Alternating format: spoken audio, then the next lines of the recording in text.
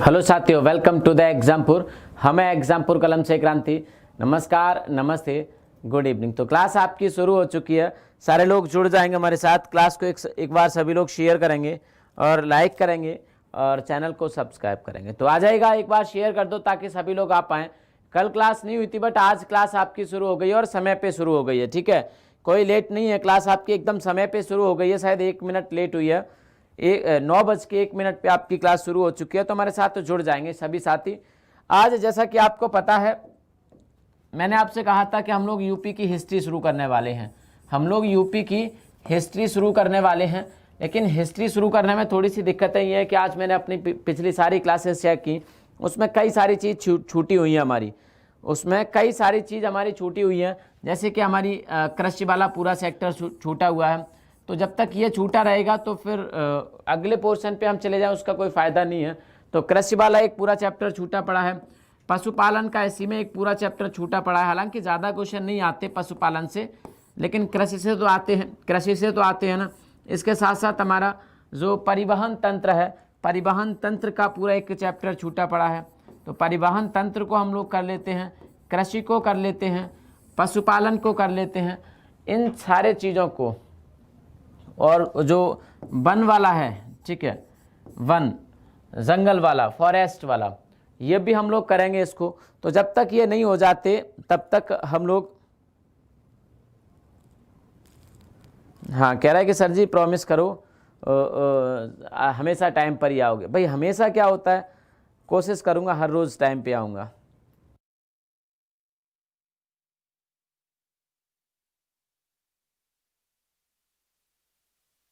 हाँ चलो, तो आ तो जाओ, फिर जुड़ो तो तभी तो मैं शुरू करूँ। फिर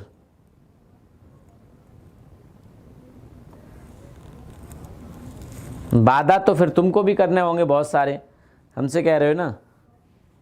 हाँ, वादा तो तुम खुद भी तो करो। चलिएगा, आज का हमारा जो चैप्टर है, हाँ जुड़ जाओ हमारे साथ। बहुत इंपॉर्टेंट क्लास, बहुत इंपॉर्टेंट क्लास है और आपकी बहुत जल्दी मुझे खबर मिली है, कहीं से खबर मिली है, इंटरनल खबर है। और इंटरनल खबर है इसलिए मैं इस पर ज़्यादा नहीं कहना चाहूँगा, ठीक है। और कि आपकी जो 51,000 वैकेंसीज़ हैं यूपी पुलिस की, बहुत जल्द आने वाली हैं, बहुत जल्दी आने वाली। बस आप अपनी तैयारी को दुरुस्त रखिए। याद रखो, आज से पहले मैंने आपसे नहीं कहा कि मुझे ऐसा कुछ पता है कि वैकेंसी आने वाली हैं। मुझे ऐसा कुछ पता लगा है कि वैकेंसी बहुत जल्द आपकी 51,000 आने वाली हैं, ठीक है। तो आप अपनी बस पढ़ाई तैयारी करते रहिए, जल्दी आ जाएंगी। बाकी विवेक सर आपको जानकारी देते रहते हैं, ये मेरी तरफ से थी जो मेरे स्तर पे मुझे पता लगा है, ठीक है। बाकी संडे को विवेक सर आपको कुछ ना कुछ बताते ज़रूर हैं, मोटिवेट करते हैं, रणनीति आपको बताते हैं कि कैसे आप तैयारी कर सकते हैं, फिर कैसे आप मान सकते हैं कि वैकेंसी आ रही, बहुत जल्दी आ रही वैकेंसी, ठीक है। चलिए,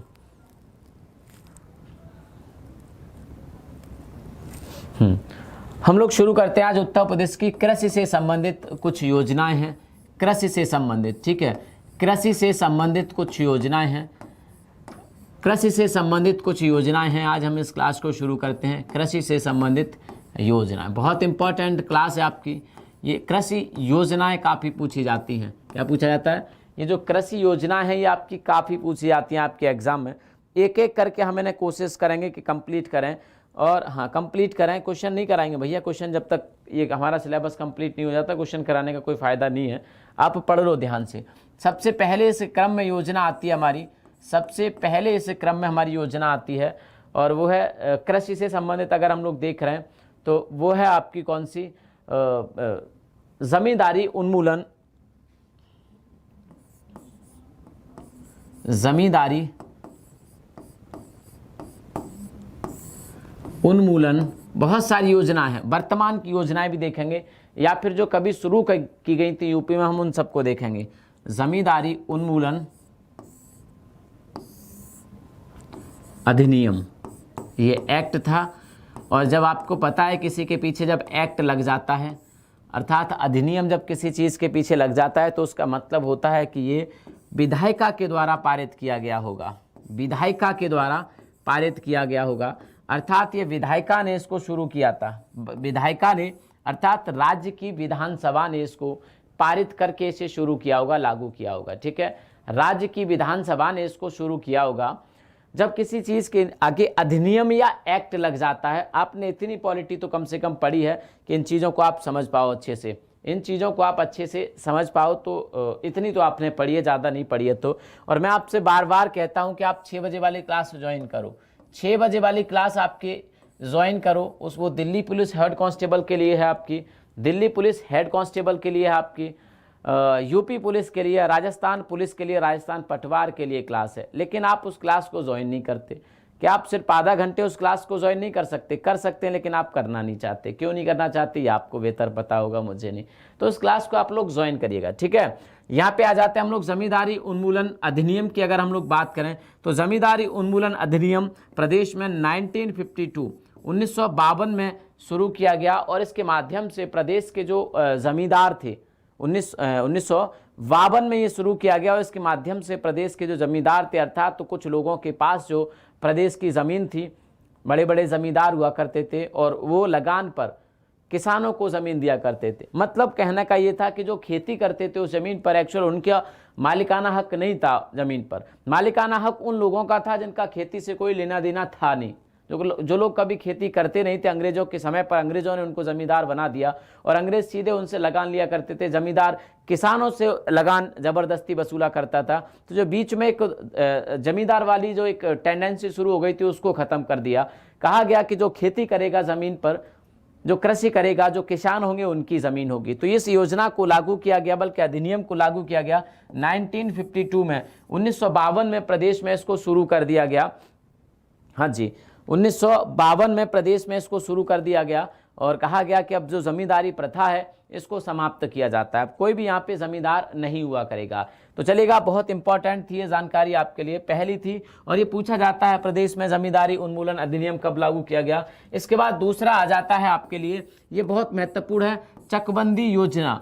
चकबंदी योजना, ठीक है, चकबंदी योजना इसको देखेंगे। इसके माध्यम से बहुत सारे प्रावधान किए गए थे इस चकबंदी योजना के माध्यम से। ये 1954, चकबंदी मतलब 1954, चकबंदी योजना 1954, ये 1954 में प्रदेश में लाई जाती है चकबंदी योजना।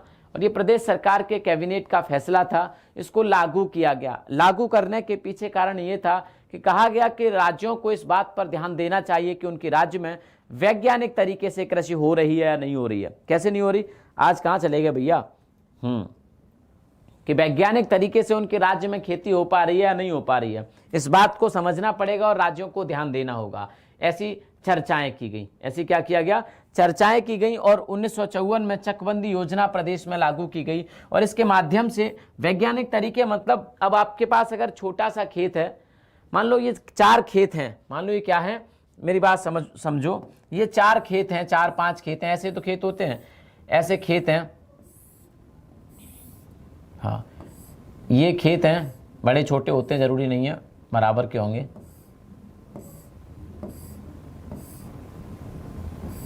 ये तो मान लो ये इतने सारे खेत हैं, क्या है, इतने सारे खेत हैं, यहाँ पे रोड है, यहाँ पे क्या है, रोड है ये, और इधर गांव है इसके। अब मान लो कि एक व्यक्ति था जिसका नाम था कुछ भी, मान लो उसका नाम मोहन मान लो, मतलब एम। उसका एक खेत ये था, एक खेत ये था, एक खेत उसका ये था। उसका क्या था, एक खेत ये था, एक खेत ये था। तो उसके 3 खेत थे और 3 जगह बिखरे पड़े थे।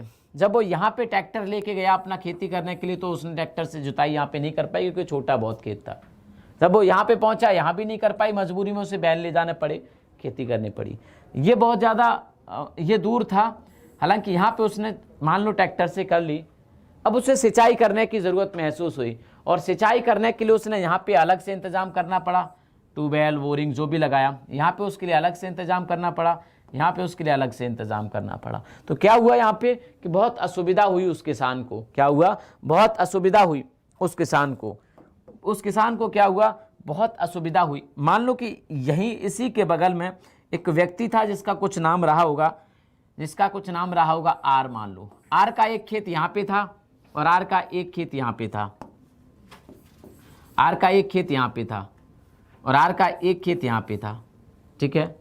एक खेत आर का यहाँ पे था, एक यहाँ पे था, एक यहाँ पे था। मान लो कि अगर अब ये हुआ क्या यहाँ पे कि ये जो खेत बिखरे पड़े थे, आर का यहाँ पे था, एम का यहाँ पे था, एम का यहाँ पे था, यहाँ पे किसी का मान लो कि जी का होगा खेत, जी था कोई उसका होगा, एक खेत उसका यहाँ था, एक खेत उसका यहाँ था, एक खेत उसका यहाँ था जी का, ऐसे मान लो आप। तो ये क्या था कि बिखरे पड़े थे। अब चकबंदी योजना में इनके जो चक थे उनको इकट्ठा करने की, उनको संगठित करने की कोशिश की गई। कहा गया कि चलो आर को हम यहाँ से उठा के कहाँ पे ले जाते हैं, आर को हम यहाँ से उठा के एम को, अगर उन्होंने सोचा कि चलो एम को एक जगह पहुँचा देते हैं यार ये सही रहेगा, तो एम को उन्होंने क्या किया, यहाँ से उठा के क्या कर दिया, एम को कह दिया कि आप यहाँ चले जाओ, आप यहाँ चले जाओ, आपको एक साथ खेत हो जाएगा। बाकी बचा उसका भी हिस्सा उन्होंने यहाँ पहुँचा दिया, तो एम का ये पूरा एक साथ खेत हो गया, वो यहाँ पे ट्रैक्टर वगैरह जो भी है सिंचाई कर सकता है। बाकी आर को बोला कि आप यहाँ पे चले जाओ, और ये भी यहाँ पे इन्होंने पहुँचा दिया। जब एम को यहाँ पहुँचाया तो आर का ये खेत हो गया। बाकी जब ये खाली हो गया तो जी को ऊपर पहुँचा दिया कि आपका ये एक साथ खेत हो गया।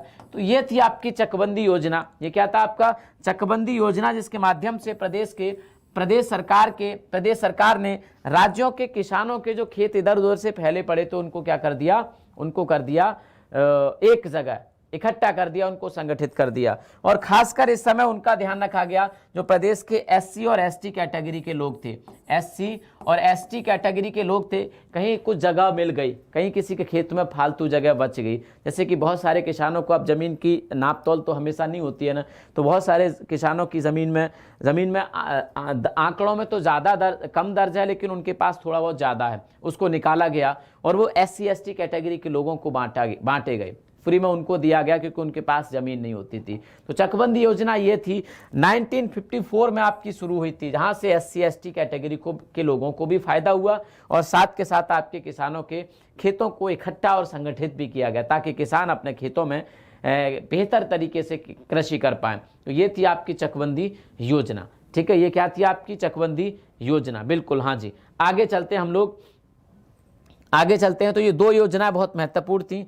आगे चलते हैं कि 1960 में एक योजना आई जिसका नाम था उत्तर प्रदेश सीलिंग एक्ट। 1960 में 1960 में एक योजना आई जिसका सीलिंग अधिनियम। सीलिंग अधिनियम का मतलब था कि जो किसान थे, बड़े किसान थे, सीलिंग अधिनियम, हाँ, बड़े किसान थे और छोटे किसान, जो असमानता फैली थी, सीलिंग अधिनियम।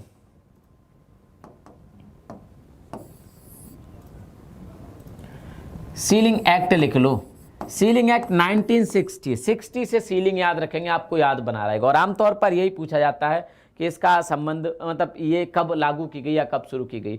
तो सीलिंग एक्ट आया, इसके माध्यम से जिन किसानों के पास 18 एकड़ से ज़्यादा ज़मीन थी, 18 एकड़ से ज़्यादा ज़मीन थी, समझ आ रहा है ना आपको, 18 एकड़ से ज़्यादा जिन किसानों के पास ज़मीन थी उन किसानों से ज़मीन ले ली गई। कहा गया कि एक नाम पर, एक किसान के नाम पर इससे ज़्यादा ज़मीन नहीं हो सकती, क्योंकि वो फिर से उसी नीति की तरफ ले जाता आपको जो एक ज़मींदारी वाली नीतियाँ हुआ करती थी, ज़मींदारों के टाइम पर हुआ करती थी कि गांव के कुछ ही लोगों के पास ज़मीन, बाकी के सब के पास नहीं। तो ये उसी से बचने के लिए और समाज में जो किसान थे, गांव देहात के जो किसान थे, उनमें इक्वलिटी लाने के लिए इस योजना को, इस एक्ट को लाया गया। इस एक्ट को राज्य की विधायिका की तरफ से, राज्य विधानसभा की तरफ से इसको पास करके लाया गया और कहा गया कि एक किसान के पास 18 एकड़ से ज़्यादा ज़मीन नहीं हो सकती। चलिएगा आगे आ जाते हैं। हाँ जी, तो ये थी 2-3 इंपॉर्टेंट योजनाएं, ये थी कि आपकी 2-3 इंपॉर्टेंट योजनाएं। इसके बाद शुरू होती है आपकी किसान बही योजना। क्या होती है? किसान बही योजना। इसको देखेंगे, बहुत महत्वपूर्ण है किसान बही योजना। ये जो किसान बही योजना है, इसके, हाँ, किसान बही योजना, किसान बही मतलब 92, 1992 में इस योजना को शुरू किया गया। 1992 में इस योजना को शुरू किया गया और इस योजना के माध्यम से किसानों को एक उनकी ज़मीन की पासबुक दी गई। जैसे बैंक आपको एक पासबुक देता है ना कि आपका इतना रुपया हमारे पास है, तो उसमें सब लिखा रहता है कि कब हमने जमा किया, कब हमने निकाला।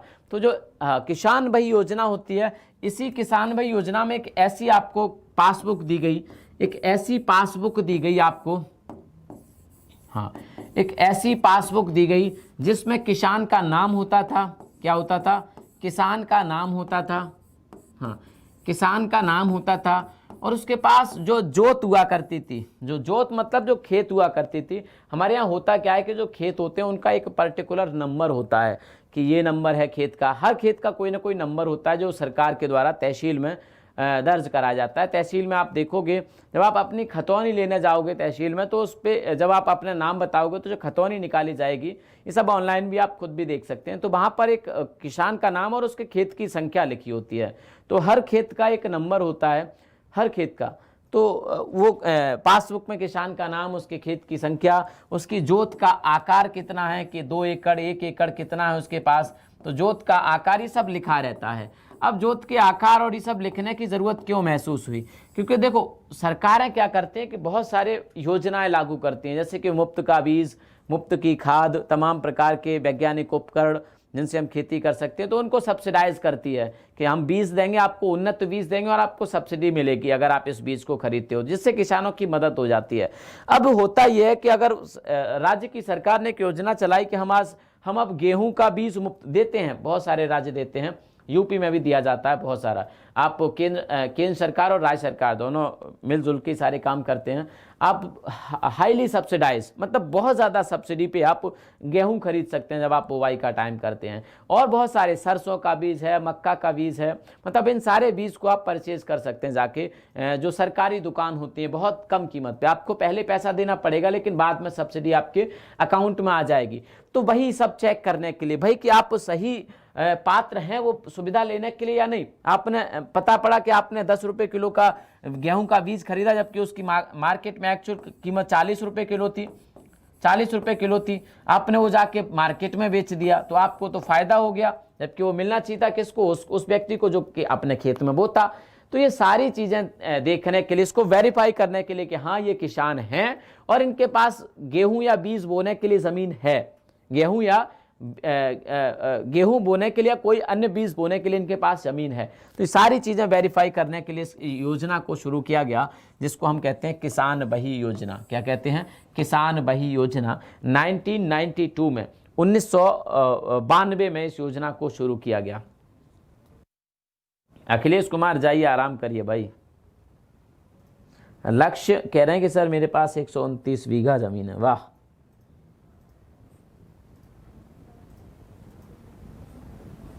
निगम राणा उसकी लंका लगाने में लग गया है। चलो हाँ, चलो अच्छी बात है तो बचा के रखो उसे, मेहनत करो ज़मीन में। लेकिन आज आप लोग चले कहाँ गए?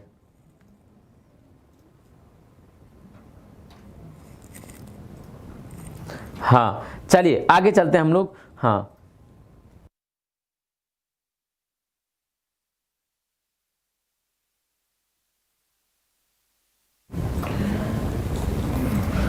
आगे चलो। हाँ, आगे एक योजना है, इसको हम जानते हैं किसान वृद्धावस्था पेंशन योजना के नाम से। बहुत इंपॉर्टेंट है, किसान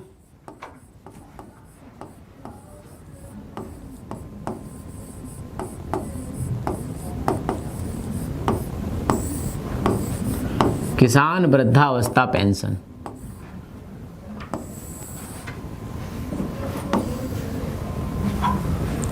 हाँ जी, किसान वृद्धावस्था पेंशन के नाम से हम इसको जानते हैं। चलिए हाँ, किसान वृद्धावस्था पेंशन की अगर मैं बात करूं तो ये प्रदेश सरकार के द्वारा 2 अक्टूबर 2003 में शुरू की गई थी। प्रदेश सरकार के द्वारा 2 अक्टूबर 2003 को शुरू की गई थी। ठीक है भैया, जब किसान बही योजना शुरू की गई थी 1992 में, तब प्रदेश के चीफ मिनिस्टर कौन थे? कल्याण सिंह थे। 1991 में बने थे, 1991 में 6 दिसंबर 1992 तक प्रदेश के चीफ मिनिस्टर रहे थे। क्योंकि 6 दिसंबर 1992 को एक बड़ा काम हुआ, बाबरी मस्जिद का ढहाना। तो 6 दिसंबर 1992 को बाबरी मस्जिद ढहा दी गई और उसके बाद उनको पद छोड़ना पड़ा था मुख्यमंत्री का। तो उसके बाद से राष्ट्रपति शासन, लेकिन 6 दिसंबर 1992 तक वो मुख्यमंत्री रहे थे कल्याण सिंह, और उससे पहले इस योजना को लागू किया गया था कल्याण सिंह के द्वारा। ठीक है, चलिए, तो 2 अक्टूबर 2003 में इस योजना को शुरू किया गया। 2 अक्टूबर 2003 में। इस समय प्रदेश के चीफ मिनिस्टर कौन थे? मुलायम सिंह यादव। हाँ जी, 2 अक्टूबर 2003 में इसको शुरू किया गया था। इस योजना के माध्यम से होता क्या है कि जो प्रदेश के वृद्ध किसान होते हैं, जैसे कि आपको दिख रहा होगा वृद्धावस्था पेंशन है, ऐसे किसान जिनकी उम्र 60+ होती है, 60 वर्ष से ज़्यादा के जो किसान होते हैं, 60 वर्ष से ज़्यादा के जो किसान होते हैं, उनको प्रदेश की सरकार के द्वारा पेंशन दी जाती है, मासिक पेंशन दी जाती है। हाँ, आप समझ पा रहे हैं, यहाँ पे कह रहे हैं न्यूनतम 60 वर्ष, बिल्कुल 60 वर्ष से ज़्यादा के जो व्यक्ति होंगे या 60 वर्ष के होंगे उनको मासिक पेंशन की योजना होती है यहाँ पे। और इस सरकार के द्वारा प्रति माह 500 रुपये, प्रति माह 500 रुपये प्रति माह दिए जाते हैं, 500 रुपये प्रति माह दिए जाते हैं। हालांकि ये जो किस्त आती है ये हर 6 महीने के बाद आती है, तो 3000 रुपये हर 6 महीने में हो गए। हर 6 महीने, प्रत्येक 6 माह के बाद एक किस्त और अगले 6 माह की अगले में 6 माह में, तो 2 किस्त आती हैं जो कि 6 माह की होती हैं। तो 3 हज़ार रुपये किसान को मिलते हैं। जो 60 वर्ष से ज़्यादा के किसान जो प्रदेश के होते हैं उनको प्रदेश की सरकार के द्वारा 3 हज़ार की 2 किस्त मिलती हैं।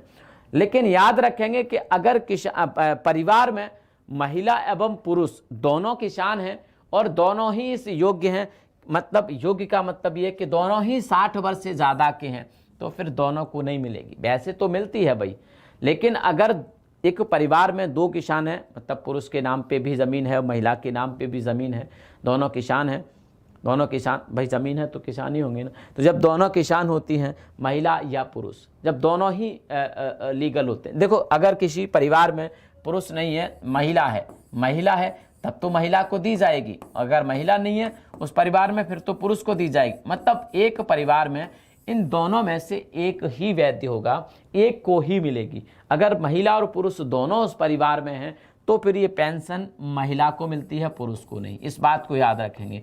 फिर महिला को प्रायोरिटी दी जाती है, पुरुष को प्रायोरिटी इसमें नहीं दी जाती। कितना भूमि होना चाहिए, हाँ चलिएगा आगे चलते हैं। हाँ, दोनों ही अगर वैध होते हैं, पात्र होते हैं, तो ये फिर महिला को दी जाती है, महिला किसान को दी जाती है ये पेंशन, पुरुष को नहीं दी जाती। ठीक है, आगे चलते हैं। हमारे पास अगला है किसान क्रेडिट कार्ड योजना। किसान क्रेडिट कार्ड योजना, किसान क्रेडिट कार्ड योजना।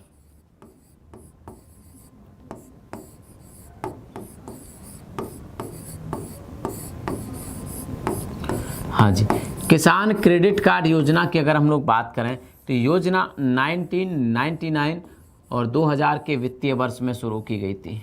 हाँ, 1999 और 2000 के वित्तीय वर्ष में शुरू की गई थी। वर्तमान में भी ये क्या है, शुरू है, वर्तमान में भी ये प्रोग्रेसिव है, काम कर रही है, एक्टिव है। इस योजना में प्रत्येक किसान को न्यूनतम ब्याज दर पर लोन दिया जाता है, कृषि लोन दिया जाता है। न्यूनतम ब्याज दर पर उस किसान को क्या दिया जाता है, न्यूनतम ब्याज दर पर कृषि लोन दिया जाता है उसको। ठीक है, कृषि ऋण दिया जाता है उस किसान को।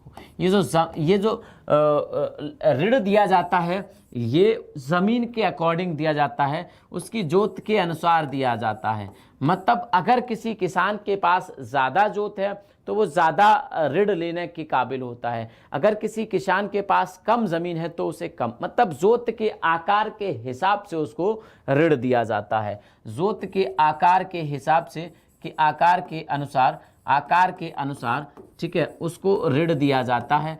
ये जो ऋण दिया जाता है, ये जो ऋण होता है ये सार्वजनिक क्षेत्र की बैंकों के द्वारा दिया जाता है। ठीक है, सार्वजनिक क्षेत्र की बैंक के द्वारा, सार्वजनिक क्षेत्र की बैंक के द्वारा, अब जैसे ग्रामीण बैंक हुआ, स्टेट बैंक ऑफ इंडिया हुआ, केनरा बैंक हुआ, इन सब बैंकों के द्वारा इनको ऋण दिया जाता है किसानों को। ये जो राशि होती है जोत के आकार पर, ये फसल के हिसाब से दिया जाता है। जैसे कि अगर मान लो कि आलू बोने का समय होता है, उस समय ज़्यादा दिया जाता है। एक्चुअली दिया क्यों जाता है, ताकि किसान अपने फसल की लागत लगा पाए। अब किसान के पास पैसा नहीं है तो उसको फसल बोने के लिए पैसे की ज़रूरत होती है। उस फसल में लागत जो लगती है किसान की, जो लगानी पड़ती है उसको, जैसे फर्टिलाइज़र हुआ, बीज खरीदना उसके लिए पैसा हुआ, सिंचाई के लिए हुआ, खेती की जुताई के लिए हुआ, तो बहुत सारे काम उसमें होते हैं, उसमें मजदूरी कराता है किसान, तो बहुत सारा खर्चा आता है, तो वो सारे कल्टीवेशन वगैरह ये सारी चीज़ों के लिए उसे पैसे की ज़रूरत होती है। तो सार्वजनिक क्षेत्र की बैंक के द्वारा ये पैसा दिया जाता है। इसमें होता क्या है कि किसान को एक दीर्घकालीन ऋण नहीं होता, ये एक शॉर्ट कह सकते हैं कि शॉर्ट टर्म होता है, छोटे समय के लिए 1 वर्ष के लिए दिया जाता है ये लोन, 1 वर्ष के लिए ऋण दिया जाता है। 1 वर्ष तक अगर किसान अदा कर देता है तो उस पर 7% की ब्याज ली जाती है, उस पर 7% की ब्याज दर वार्षिक होता है, ठीक है, 7% वार्षिक ब्याज दर ली जाती है।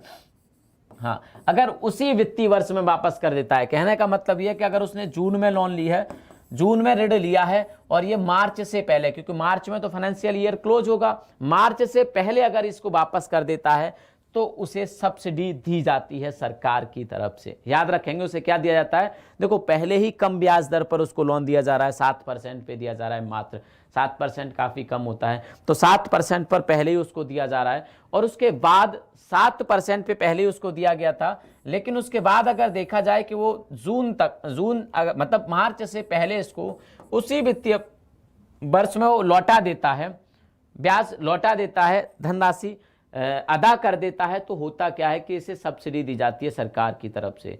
सब्सिडी होती है 3% की, 3% रुपया उसे वापस कर दिया जाता है 7% में से। तो कह सकते हैं कि अगर किसान अपनी सुविधा के अनुसार उसी फाइनेंशियल वर्ष में से वापस कर देता है तो केवल और केवल 4% की उसे ब्याज देनी होती है। लेकिन जब यही वापस नहीं करता वो 1 साल के अंदर और दूसरी फाइनेंशियल ईयर तक भी ब्याज वापस नहीं लौटाता, इस फाइनेंशियल ईयर के बाद दूसरी फाइनेंशियल ईयर आ जाती है, तो उसको लगभग 13% के आसपास, 13-13.5% के आसपास का ब्याज होता है, वो देना पड़ता है फिर किसान को, क्योंकि उसको सहूलियत तो दी जा रही है ना किसान को, तो उसे वापस करना चाहिए पैसा। लेकिन अगर वो ऐसा नहीं कर पाता तो उसको क्या करना होगा, जुर्माने के तौर पे फिर वो राशि 13-13.5% पहुंच जाती है, 7%, लगभग डबल हो जाती है। चलिएगा, हाँ जी, इसके आगे चलते हैं हम लोग जी। हाँ, तो किसान क्रेडिट कार्ड योजना आप समझ गए, 1999-2000 की फाइनेंशियल ईयर में शुरू हुई थी। न्यूनतम ब्याज दर पर कृषि ऋण दिया जाता है, जिसका उद्देश्य होता है किसान अपनी कृषि को कर पाए अच्छे से। जोत के आकार पर ऋण दिया जाता है, सार्वजनिक क्षेत्र की बैंकों के द्वारा दिया जाता है। 1 वर्ष में 7% वार्षिक ब्याज दर होती है। आगे चलते हैं हम लोग, उसी फाइनेंशियल ईयर में अगर वापस करता है तो, उसी फाइनेंशियल ईयर में अगर किसान वापस करता है तो उसकी ये ब्याज दर होगी, ठीक है। 1 एकड़ में कितना रुपया मिलता है, भाई मैंने पहले ही बताया, ये फसल के अकॉर्डिंग मिलता है। जो सीजन होते हैं ना, आपके सीजन होते हैं फसल के, उसके हिसाब से मिलता है। अब अगर आलू का सीजन है तो ज़्यादा आपको पैसा मिल जाएगा, अगर सीजन कोई दूसरा है तो वहाँ पर कम पैसा मिलता है, क्योंकि आलू की लागत ज़्यादा होती है। तो ये सीजनल होता है कि कितना आपको पैसा मिल सकता है, ठीक। आगे चलते हैं हम लोग। हाँ,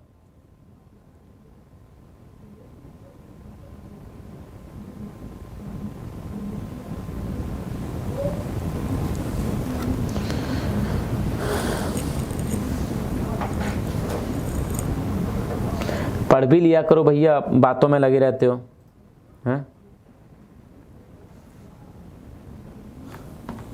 हाँ, चलो आगे चलते हैं हम लोग।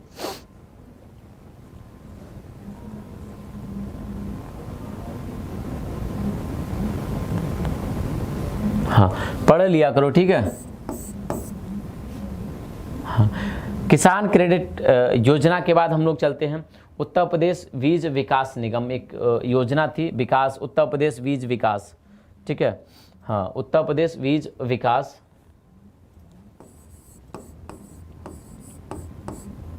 उत्तर प्रदेश में बीज विकास के लिए एक निगम।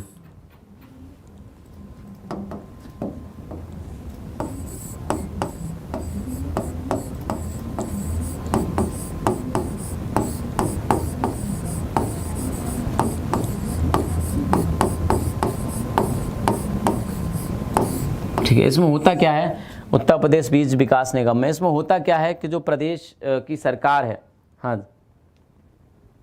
भाई ब्लॉक कर ही दिया जाएगा बिल्कुल, और क्या। हाँ जी, इसमें हम लोग आते हैं।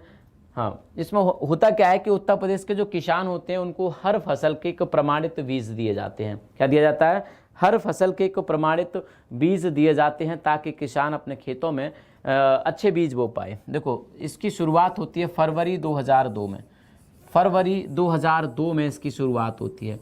फरवरी 2002 में इसकी शुरुआत होती है।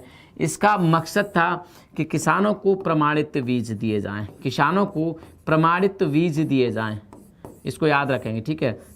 किसानों को प्रमाणित बीज दिए जाएं। प्रमाणित बीज दिए जाने के पीछे का रीज़न था कि किसान, देखो जब किसान खेती करता है तो कम से कम 3-4 महीने उसे लगते हैं फसल को पकाने में, और तब तक वो लागत लगाता है। लेकिन किसान कभी किसी ऐसे बीज में न फंस जाए जिससे उसकी फसल बर्बाद हो जाए पूरी।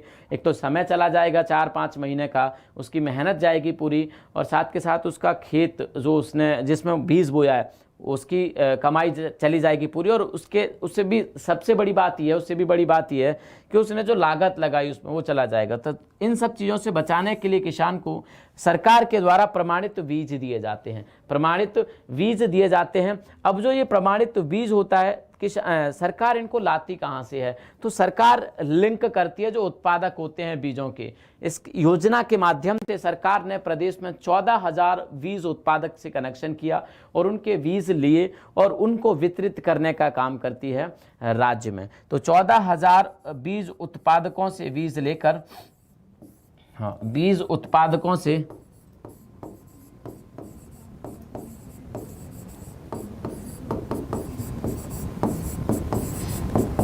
बीज प्रमाणित करने के बाद जो 14,000 बीज उत्पादक हैं उनसे बीज लेकर, देखो उनको बीज उत्पादन का लाइसेंस ही तब देती होगी जब वो सारे मानकों पे खरे उतरते होंगे। अगर वो मानक पूरा नहीं करते तो उनको नहीं मिलेगा बीज उत्पादन करने का जो लाइसेंस होता है वो, ठीक है।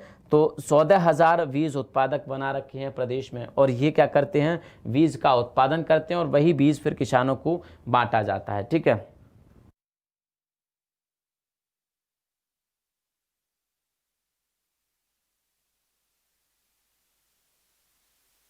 हाँ,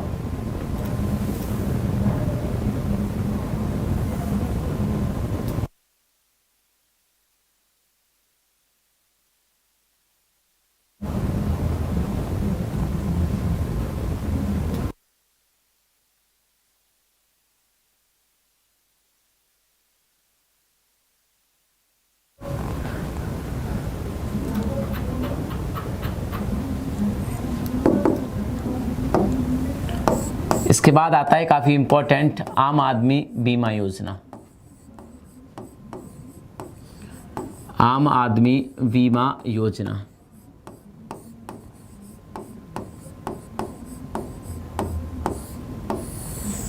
आम आदमी बीमा योजना। इस आम आदमी बीमा योजना की अगर हम लोग बात करें तो ये ऐसे किसानों को दिया जाता है ये बीमा कवर जिन किसानों के पास ज़मीन नहीं होती। भूमिहीन किसानों को, किसको भैया, भूमिहीन किसानों के लिए व्यवस्था की गई है। भूमिहीन किसानों के लिए जिनके पास ज़मीन नहीं है। देखो ये जो आम आदमी बीमा योजना, इसमें कहीं आपको किसान नहीं दिख रहा, लेकिन प्रदेश के ऐसे किसान जिनके पास भूमि नहीं होती लेकिन वो कैसे भी किसी की खेती को लगान पे लेके जब लगान दे के उसे खेती करते हैं, तो मतलब कई तरीके से आप अरेंज कर सकते हैं, लगान पे, पट्टे पे, जो भी होता है। तो प्रदेश के जो भूमिहीन किसान हैं, भूमिहीन व्यक्ति होते हैं, उन व्यक्तियों को ये बीमा कवर दिया जाता है। ये योजना में जो योग्य किसान होते हैं वो 18 वर्ष से लेके, कब से लेके, 18 वर्ष से लेके 59 वर्ष तक के किसान होते हैं यहाँ पर। क्योंकि 59 वर्ष से ज़्यादा का होगा कोई व्यक्ति तो उसको तो वृद्धावस्था किसान पेंशन योजना दिया जाएगा, लेकिन 18 से 59 वर्ष के जो किसान होंगे उनको ये जो आपकी योजना होती है वो लाभ पहुँचाती है। आम आदमी बीमा योजना, कौन सी योजना, आम आदमी बीमा योजना, जो आपके भूमिहीन किसान और उनमें से 18 से 59 वर्ष के जो किसान होते हैं उनको ये लाभ पहुंचाती है, ठीक है, उनको ये लाभ पहुंचाती है। अगर बात करें कि जो आम आदमी बीमा योजना थी, इसकी शुरुआत की तो ये योजना हमारे प्रदेश में शुरू होती है 1 नवंबर 2008 को। तो योजना शुरू हुई थी हमारी प्रदेश में 1 नवंबर 2008 को। कब हुई थी, 1 नवंबर 2008 को ये योजना हमारे प्रदेश में शुरू होती है। 2008 को ये योजना हमारे प्रदेश में शुरू होती है। अगर हम इसकी बात करें तो ये जो योजना है आम आदमी बीमा योजना, ये योजना केंद्र सरकार व राज्य सरकार, ये योजना केंद्र सरकार व राज्य सरकार के 50-50% सहयोग से चल रही है। तो केंद्र सरकार और राज्य सरकार के योगदान की बात करें, राज्य सरकार के योगदान की बात करें तो आपका 50% योगदान इसमें केंद्र सरकार का होता है। कितना होता है? 50% योगदान इसमें केंद्र सरकार का होता है और 50% योगदान इसमें राज्य सरकार का होता है। तो आप इसको भी विशेष रूप से याद रखेंगे। तो केंद्र सरकार प्लस राज्य सरकार के सहयोग से 50-50% परियोजना चल रही है। इस योजना में होता क्या है? इस बीमा कवर में इसमें होता है कि अगर किसी किसान की जिसकी उम्र 18 से 59 वर्ष है, अगर उसकी प्राकृतिक मौत हो जाती है, क्या हो जाता है? प्राकृतिक मौत हो जाती है अगर उस किसान की, तो उसको 30,000 रुपये दिए जाते हैं। उसको क्या दिया जाता है? 30,000 रुपये दिए जाते हैं। अगर किसी किसान की प्राकृतिक मौत हो जाती है तो उसको 30,000 रुपये दिए जाते हैं। लेकिन अगर कोई किसान स्थायी अपंग हो जाता है, मतलब जैसे कोई एक्सीडेंट हुआ या कोई चोट लगी उसको और वो अपंग हो गया, विकलांग हो गया, तो उसको उस विकलांगता पर स्थायी अपंग होने पर उसको स्थायी अपंग होने पर उस किसान को, ठीक है, अपंग होने पर उस किसान को 75,000 रुपये की राशि दी जाती है। 75,000 रुपये की राशि दी जाती है उस किसान को। बाकी अगर बात करें तो उनके 2 बच्चों को, एक किसान के 2 बच्चों को, कितना बच्चों को? 2 बच्चों को 100 रुपये प्रति माह छात्रवृत्ति दी जाती है। 100 रुपये प्रति माह की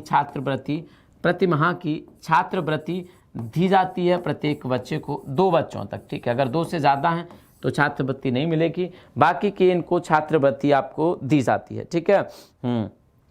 पढ़ाई कर लो, बहुत इंपॉर्टेंट है। बाद में फिर मुंह लटका के बैठ जाते हो एग्जाम में, जब आता नहीं है आपको तब, ठीक है। अभी तो आपको लग रही होगी ये सब नहीं आने वाला, फिर मुंह लटका के बैठते हो एग्जाम में जब नहीं आता, 2 नंबर 4 नंबर से रह जाते हो। अगर गैप ज़्यादा है तो मत पढ़ो, रहने दो, क्योंकि वो गैप आपसे कवर होगा नहीं अगर यही सब हरकतें आपकी चलती रही तो, ठीक है। यही सब आपकी हरकतें चलती रही तो वो गैप आप कवर नहीं कर पाओगे, तो फिर रहने दो। अगर 2 4 5 नंबर पीछे रह जाते हो तो ध्यान से पढ़ लो इन चीज़ों को, क्योंकि ये चीज़ें ही गैप कम करेंगी। ये चीज़ें आपकी आती हैं आपके एग्जाम में। लेखपाल के एग्जाम में बहुत सारी ढेर सारी चीज़ें पूछी जाती हैं यहाँ से, और लेखपाल की वैकेंसी भी आपकी आने वाले टाइम पे आने वाली हैं, ठीक है।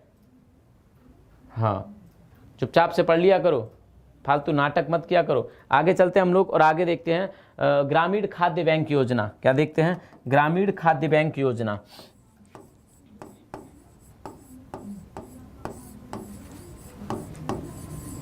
पढ़ते पढ़ते कुछ हो नहीं, हाँ, बातें करवा लो फालतू की। ग्रामीण खाद्य बैंक योजना, इस खाद्य बैंक योजना में पूर्वांचल के 7 जनपद और आपके बुंदेलखंड के 7 जनपद, ठीक है। पूर्वांचल के 7 जनपद हैं जिनमें आपका सोनभद्र है, जिनमें आपका क्या है? सोनभद्र है, जिसमें आपका मिर्ज़ापुर है, जिसमें आपका मिर्ज़ापुर है, जिसमें आपका गाज़ीपुर है, जिसमें आपका कौन है? पूर्वांचल के 7 जनपद, जिसमें आपका सोनभद्र है, मिर्ज़ापुर है इसमें, ठीक है, और आपका गाज़ीपुर है इसमें, और इसमें आपका चंदौली भी है, तो चंदौली भी आप लोग लिख लेंगे, ठीक है। इसमें आपका क्या है? चंदौली भी है, इसमें आपका एक मऊ भी है, बलिया भी है, हाँ, ये डिस्ट्रिक्ट, और साथ के साथ बुंदेलखंड के 7 डिस्ट्रिक्ट, ठीक है। बुंदेलखंड के 7 डिस्ट्रिक्ट। अब बुंदेलखंड में तो, हाँ, बुंदेलखंड के 7 डिस्ट्रिक्ट। इन 7 डिस्ट्रिक्ट में आपका झांसी है, ठीक है, झांसी है, ललितपुर है,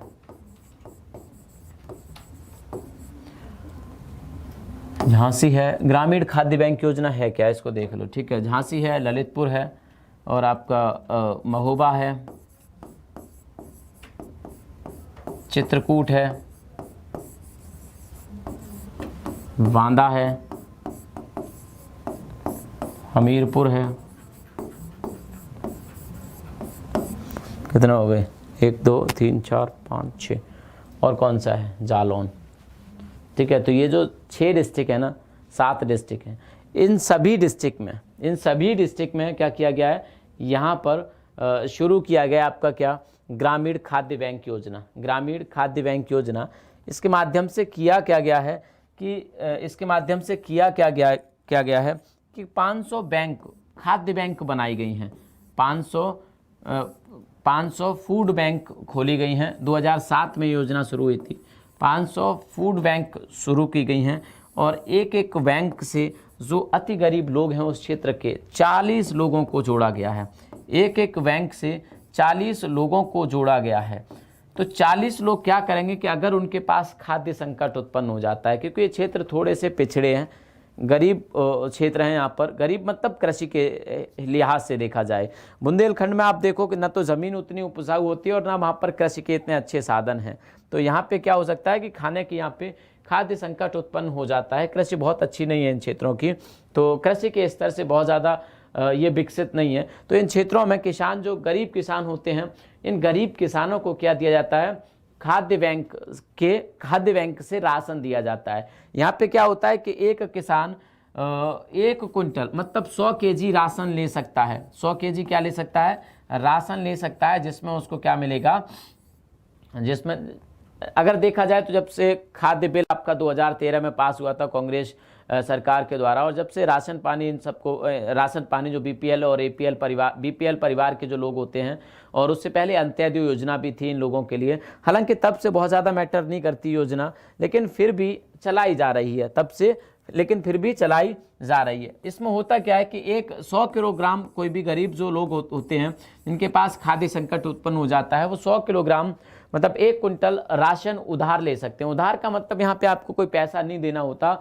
किस्तों में, एक समान किस्तों में 8-10 किस्तों में आप इसको वापस कर सकते हैं जब आपके खेतों में वो हो जाता है। तो उन किसानों के लिए योजना है जिन किसानों के पास ज़्यादा ज़मीन नहीं होती, वो अपने खाने की पूर्ति नहीं कर पाते, मतलब बहुत कम ज़मीन है लेकिन परिवार बड़ा है, तो उन किसानों के लिए ये योजना चलाई गई है। यहाँ से वो निःशुल्क ले सकते हैं, कोई पैसा उनको नहीं देना, बट वापस करना होता है उनको, ताकि वो अगली बार किसी और को दिया जा सके, हाँ जी।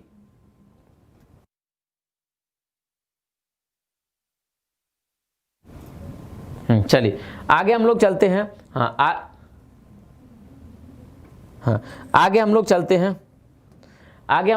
एक योजना है जनेश्वर मिश्र योजना। अखिलेश सरकार के समय पर इसको शुरू किया गया था अगस्त 2012 में, जनेश्वर मिश्र योजना।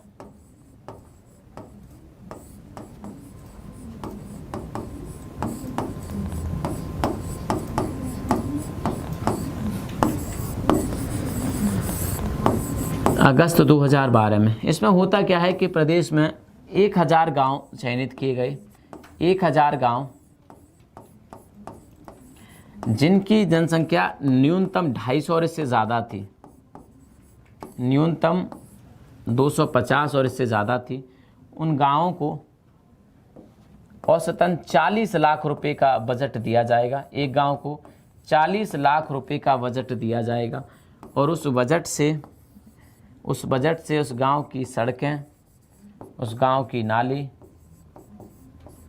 ये सब दुरुस्त किए जाएंगे। सब क्या किया जाएगा, दुरुस्त किया जाएगा, ठीक है। 1000 गांव प्रतिवर्ष का इन्होंने क्या रखा था, एक टारगेट रखा था जनेश्वर मिश्र योजना के माध्यम से, जो योजना अगस्त 2012 में शुरू हुई थी, जिसमें प्रदेश के प्रतिवर्ष 1000 गांव, जिन गाँव की न्यूनतम जनसंख्या 250 है, इससे ज़्यादा है तो अच्छी बात है, और 40 लाख रुपए का इंतज़ाम किया गया एक गांव के लिए।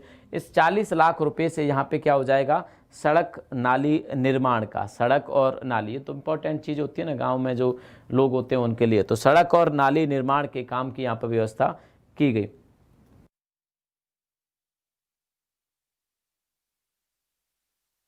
कह रहे कि जब आपका मन होता है तो पढ़ाने लगते हो। भाई मन क्या होता है, क्लास डेली 9 बजे शुरू होती है, आज भी 9 बजे शुरू हुई है, इवेंट नहीं था तो कोई बात नहीं, सॉरी, आज ही कल का बन जाएगा, परेशान मत होइएगा, ठीक है। आज ही इवेंट कल का बन जाएगा, परेशान मत हुआ करो, हाँ जी।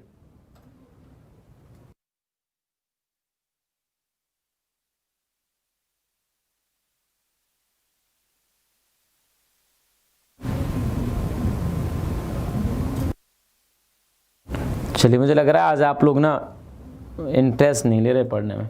चलिए, तो मैं भी अब नहीं पढ़ा रहा, आप लोगों का मन ही नहीं लग रहा। सभी लोग क्लास को लाइक ज़रूर करेंगे और सभी लोग शेयर भी करेंगे, शेयर करेंगे क्लास को, ठीक है। हो सकता है कल हम लोग कृषि के चैप्टर को ख़त्म कर लें, अगर ख़त्म नहीं करते तो भी हम हो सकता है हिस्ट्री को शुरू कर दें, जो यूपी की हिस्ट्री है, कोई बात नहीं, कर लेते हैं हम शुरू, ठीक है। लेकिन हुआ क्या आज, आपको ये बताओ, रीज़न क्या है इसके पीछे कि आज आप लोग गायब रहे, कोई रीज़न ऐसा?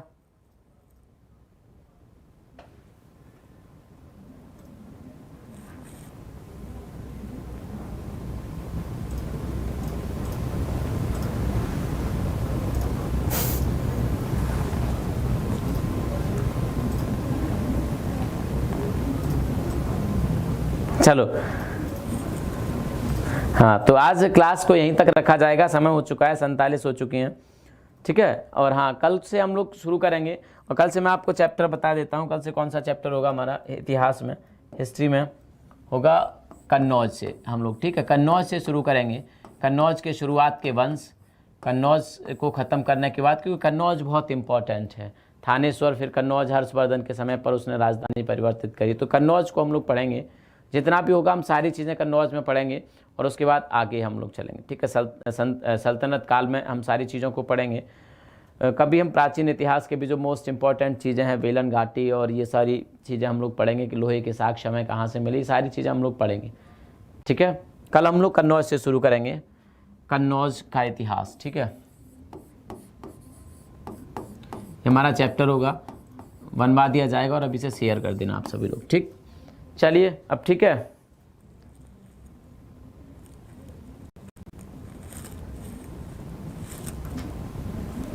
चलिए, तो सभी लोग क्लास को शेयर कर देंगे, लाइक करेंगे सेशन को।